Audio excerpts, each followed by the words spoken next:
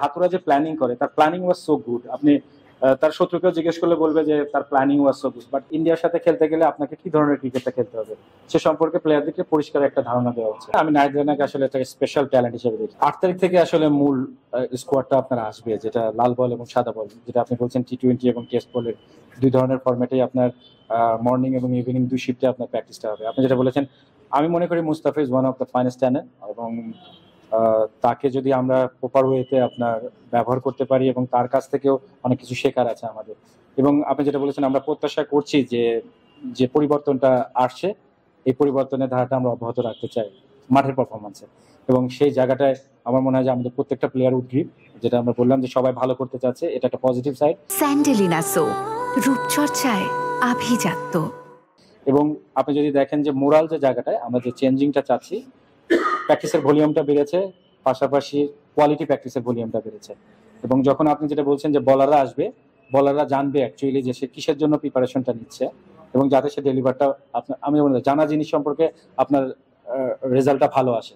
তো সেই জায়গাটায় এখনকার যে মানে বেজে আমরা ট্রেনিংটা করাচ্ছি, এই ট্রেনিংটাতে একটা প্লেয়ার শিক্ষিত হওয়ার চান্স বেশি এবং ডেলিভার করাটা তার ব্যাপার। এবং যেটা আপনি বলেছেন যে আসলে প্লেয়ারকে আসলে আগে নিজের থেকে আপনাকে ওই টিউনিং এর জায়গাটায় আসতে হবে যে আসলে আমি নিজেকে কোথায় দেখতে চাই। যদি সে ওই টিউনিং এর ভিতরে থাকে তাহলে অবশ্যই বাংলাদেশ ক্রিকেটের জন্য সামনে সুসময় অপেক্ষা করছে। টেস্ট ক্রিকেটে নিজেদের অবস্থান জানান দেওয়ার জন্য এই প্রসেসটা শুরু হয়েছিল টাইগার্সের ক্যাম্পে দিয়ে। সোহেল ভাইয়ের নেতৃত্বে আমরা আসলে এটা প্ল্যানিং অ্যান্ড প্রোগ্রামিং গুলো সেট করা ছিল। উইথ দ্য ন্যাশনাল টিমের আপনার অ্যাসেস ছিল যেখান থেকে কোন প্রক্রিয়াতে আমরা যাব। তো টাইগারে মাশাআল্লাহ আমরা অনেক ভালো কাজ করেছি এবং মুশফিক, সত্যি কথা বলতে কি, মুশফিক আমাদের অনেক হেল্প করেছিল যে আসলে ইন্টারন্যাশনাল এরিয়াতে প্লেয়াররা আসে আমরা কোথায় কোথায় পিছিয়ে আছি। আমরা প্ল্যানিং অনুযায়ী কাজ করেছি এবং all credit goes to player এবং তারা চমৎকারভাবে ডেলিভার করেছে on the field. That's why we are so happy যে প্লেয়াররা আপনার সঠিকভাবে আসলে এটাকে কাজে লাগাতে পেরেছে। আমরা চেষ্টায় আছি, যেটা আপনি বললেন যে আমাদের ক্রিকেটটাকে আপগ্রেড করতে চাই এবং আমি লাকি ওয়ান যে অ্যাটলিস্ট ক্রিকেট বোর্ডের সাথে আমরা কাজ করছি এবং সেখান থেকে প্লেয়ারকে আসলে অ্যাওয়ারনেস অফ দ্য গেম, যে জায়গাটাতে আমরা অনেকখানি পিছিয়ে রয়েছি বিকজ আমরা কম্পিটিটিভ ক্রিকেট থেকে অনেকখানি দূরে ছিলাম, তো পরে যারা বাইরে থাকে তাদেরকে খুব ডিফিকাল্ট হয় ওই জায়গাটা অ্যাডজাস্ট করার জন্য।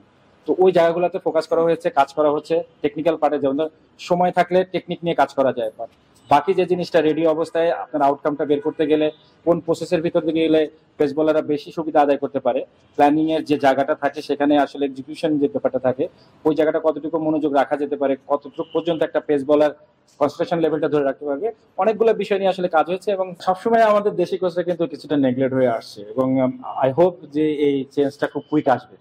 যে আমাদের কিন্তু অনেক ক্যালিবার কোচ রয়েছে এবং আপনি যখন আপনার এই এই সাফল্যের দাবিদার কিন্তু সবাই, আপনাকে হাতুড়িকেও দিতে হবে আবার আমাদের লোকাল কোচদেরকেও দিতে হবে।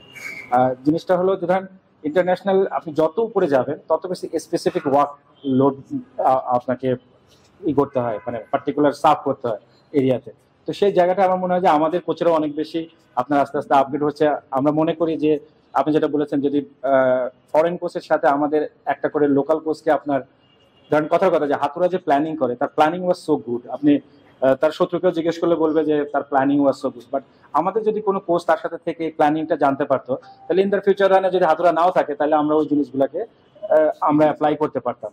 বাট আনফর্চুনেটলি সেই জিনিসটা আমাদের কালচারে হয়নি। বাট আই হোপ যে এরপর থেকে হয়তো সেই জিনিসটা তার গ্রো আপ হবে এবং যারা ম্যানেজমেন্টে আছে, যারা ডিসিশন মেকার, তারা জিনিসগুলো অনুধাবন করবেন যে আমাদের আমি অলওয়েজ বিলিভ যে যে হাত দিয়ে আপনার প্লেয়ারগুলো উঠে আসছে রাতারাতি কেউ এসে ওই জিনিসটা চেঞ্জ করতে পারবে না। সো আপনি দেশি কোচকে যে যে জায়গাটায় কাজ করে সেই প্লেয়ারের কাছে ওই কোচটা অনেক মহামূল্যবান এবং সেই জায়গাটা আমার মনে হয় যে আমাদের দেশি কোচদের অবশ্যই মূল্যায়ন করা উচিত। যে কনফিডেন্সটা আমরা পেয়েছি, কনফিডেন্সটাকে যখন আমরা এটাকে ক্যাশ করতে যাবো তখন আমার স্পেসিফিক প্ল্যান হয়তো আগাতে হবে। এবং আপনি যদি দেখেন যে এখন যে যাদেরকে নিয়ে ধরেন এখন মূল বলার 8 তারিখ থেকে জয়েন করবে ইসেতে, আমরা এখন কাজ করছি আসলে ধরেন ইন্ডিয়ার যে ব্যাটিং লাইন আপটা আছে আমরা জানি যে তারা অনেক বেশি স্কিলফুল। আপনি যদি কাউকে ইন্টারন্যাশনাল ক্রিকেটে বিট করতে চান তাহলে আপনার স্কিল লাগবে, আপনার স্কিলটার এক্সিকিউশনটা খুব জরুরি। এবং সেই জায়গাটায় আমরা আসলে যে সাপোর্টিং যে রোলটা থাকে, আপনি যদি দেখবেন কম্পিউটার পারফরমেন্স অ্যানালাইসিস যিনি আছেন তার কাছ থেকে আমরা তথ্য উত্তাপ সংগ্রহ করছি এবং সেই অনুপাতে প্ল্যানটা সাজাচ্ছি।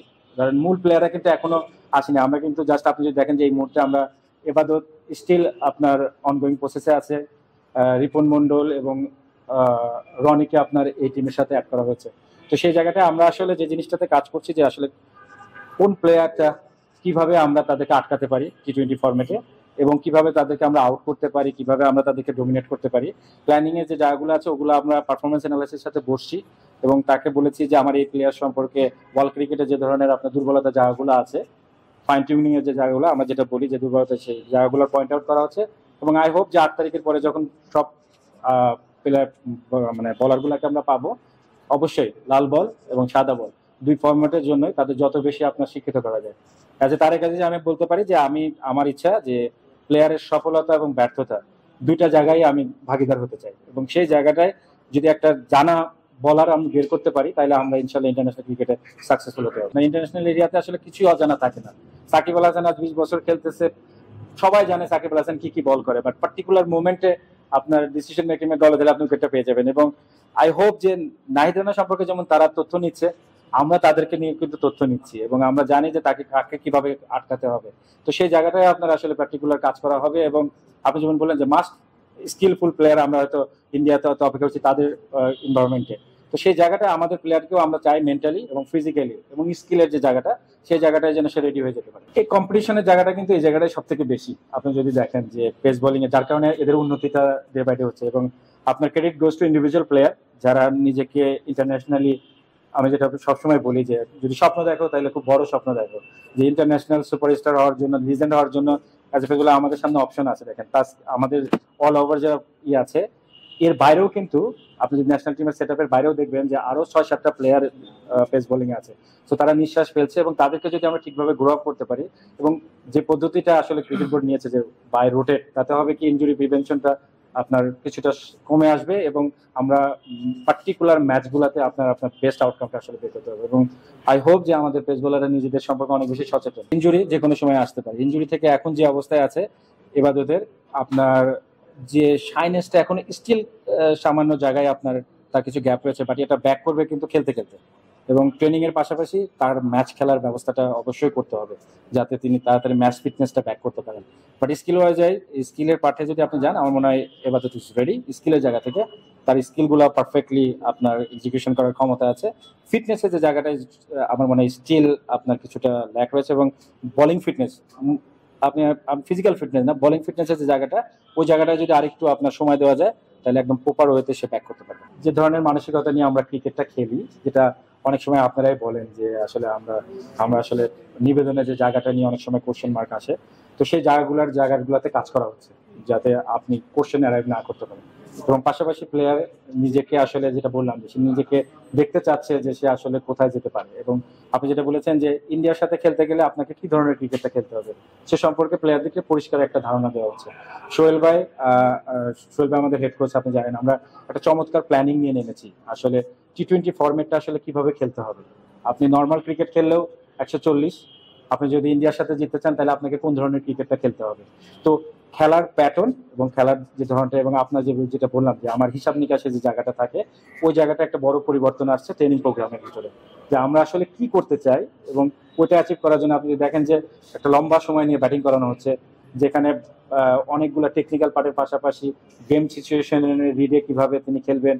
বলারদেরকে বলা হচ্ছে যে আসলে এখন বোলিং করার সময় আমি ডেট ওভার বোলিং করছি না আপনার পাওয়ার প্লে বোলিং করছি বা মিডিল অফ দ্য, প্রত্যেকটা সিকোয়েন্স সম্পর্কে আসলে পরিষ্কার একটা ধারণা দিয়ে আপনার মানে সবাইকে গ্রোম করা হচ্ছে। আমি আসলে সত্যি যদি বলেন, আমি নাহিদ রানাকে আসলে একটা স্পেশাল ট্যালেন্ট হিসেবে দেখি। এগুলো আসলে 10-12 বছর বা 20 বছর একটা দুইটা আসে আপনার এরকম এক্সপ্রেস, এবং এদের নার্সারিং প্রসেসটা খুব জরুরি। আসলে দেখার বিষয় যে ডিফারেন্ট টাইম সময় ওরা বিভিন্ন কোচের আন্ডারে কাজ করবে, এখন কে কিভাবে তাকে নার্সারিংটা করবে। ইনজুরি ম্যানেজমেন্ট একটা বড় পার্ট, যেখানে আপনার তাকে খুব যত্ন সহকারে আপনার টেক কেয়ার করতে হবে। তো আমি পার্সোনালি খুব বিশ্বাস করি যে অবশ্যই সে এক্সপেক্টেড হওয়ার যোগ্যতা রাখে, বিকজ যা বাংলাদেশে কেউ কোনোদিন করেনি সে করে দেখিয়েছে, এবং এটাকে ধারাবাহিকভাবে আপনার জন্য ডাউন না করে। এটার একটা বড় যেটা পেস বোলারে আপনার হয় যে অনেক সময় পেসটা ইনক্রিজ মানে ডাউন করতে থাকে, তুলনামূলক যে ট্রেনিং মেথডটা আছে তার বাইরেও নাহিদ রানাকে এক্সট্রা অনেক হার্ডওয়ার্ক করতে হবে যার এই স্ট্রেনটাকে ডেভেলপ করার জন্য। তো সেই জায়গাটা যদি নাহিদ রানা নিজের থেকে আপনার তার টেক কেয়ারিং প্রসেসটা ভালো করে জানতে পারে, অবশ্যই সে বাংলাদেশের একদিন এক্সপেক্টেড হবে।